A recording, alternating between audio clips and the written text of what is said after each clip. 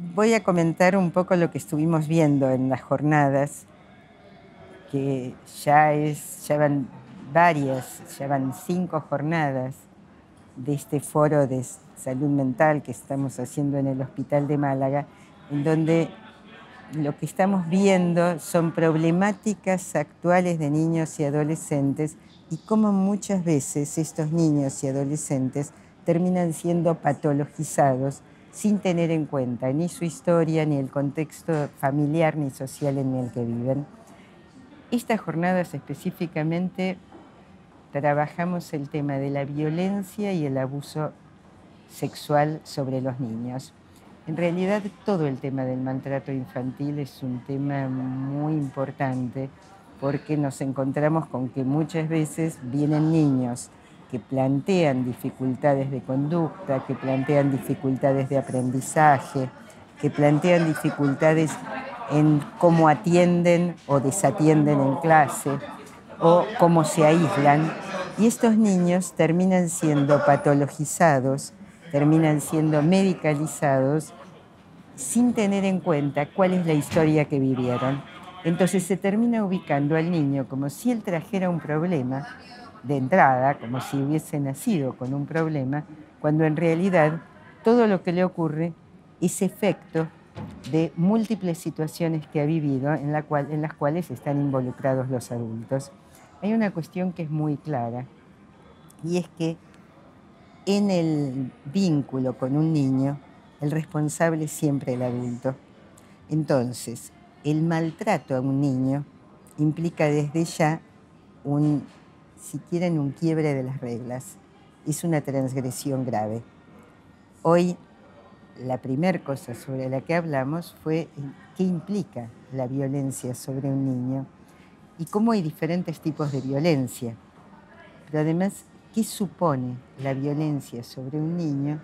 Que implica siempre un desconocimiento de ese niño como sujeto y una ruptura de la empatía con el niño, o sea, una ruptura de la idea de este niño es un semejante, yo no puedo hacerlo sufrir. Esto se da muchas veces a nivel social.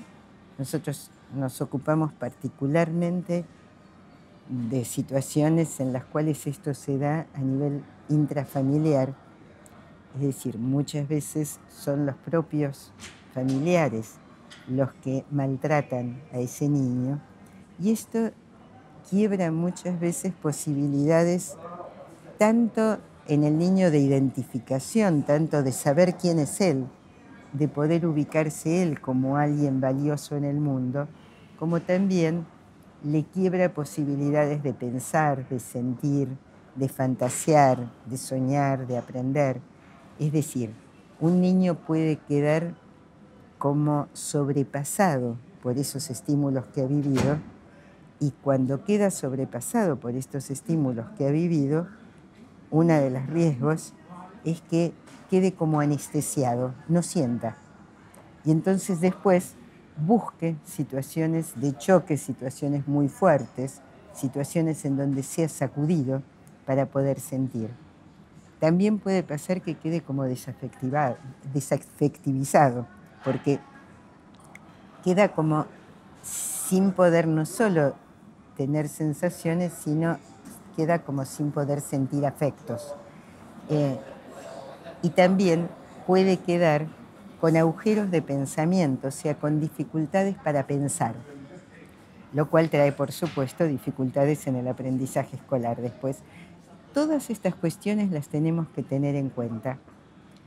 Uno podría decir que el movimiento que realiza un adulto que maltrata es un movimiento desvitalizante, es un movimiento deshumanizante y desvitalizante del otro.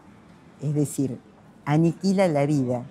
Los niños son como representantes de la vida misma, son los que llevan permanentemente al movimiento, que al revés de lo que se pretende en este momento, que es que los niños se queden quietos, todos sabemos que un niño que se mueve es un niño vital, un niño sano. Bueno, esto es lo que muchas veces se intenta callar. Una de las cuestiones sobre las que también hablamos fue en los diferentes momentos en los cuales los adultos suelen desbordarse con los niños. El adulto que maltrata generalmente es un adulto desbordado, que no puede consigo mismo y que lo que intenta es acallar a ese niño, ya sea porque el niño llore, ya sea porque el niño se mueva más de lo que él quiere, ya sea porque el niño no responde a sus mandatos, ya sea porque el niño va a la escuela y da una mala imagen en la escuela o tiene dificultades en la escuela y el adulto siente entonces que lo pone como en riesgo a él. De todo esto fuimos hablando y también sobre el tema del abuso sexual. El abuso sexual es un modo de violencia con características muy particulares, porque para el niño los golpes, si bien muchas veces lo hacen sentir culpable, cuando yo decía lo del quiebre identificatorio, es porque muchas veces los niños frente a los golpes dicen, me pegan porque yo soy malo, o me golpean porque yo soy malo, me castigan porque he hecho cosas mal, con lo cual intentan justificar al adulto que golpea. Y esto generalmente tiene que ver con que ese adulto que golpea es alguien a quien a la vez él quiere. Entonces, crea cierta ambivalencia esto, pero a la vez para el niño el golpe es claramente algo que le duele, claramente algo que le hace mal, aun cuando muchas veces lo justifique y se confunda él, o sea, se transforme él en alguien malvado para que los padres queden justificados.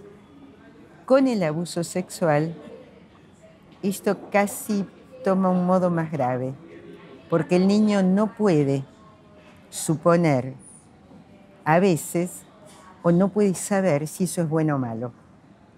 Entonces, no entiende demasiado si a eso que le están haciendo es algo que es habitual, es algo que, digamos, a veces está como casi normalizado en el sentido de que para el niño o el adulto le dice que esto es algo que todos los adultos hacen con los niños, y entonces el niño se confunde allí y como es algo que puede doler, pero que a la vez le despierta otro tipo de sensaciones, le resulta muy difícil poder discriminar si esto es algo que el adulto hace mal o si es algo que es casi un privilegio o algo que el adulto le hace a él porque lo quiere o cosas por el estilo. Cuando llega a la conclusión de que es algo que no es algo bueno, al mismo tiempo se produce allí otro tipo de dificultad, que es que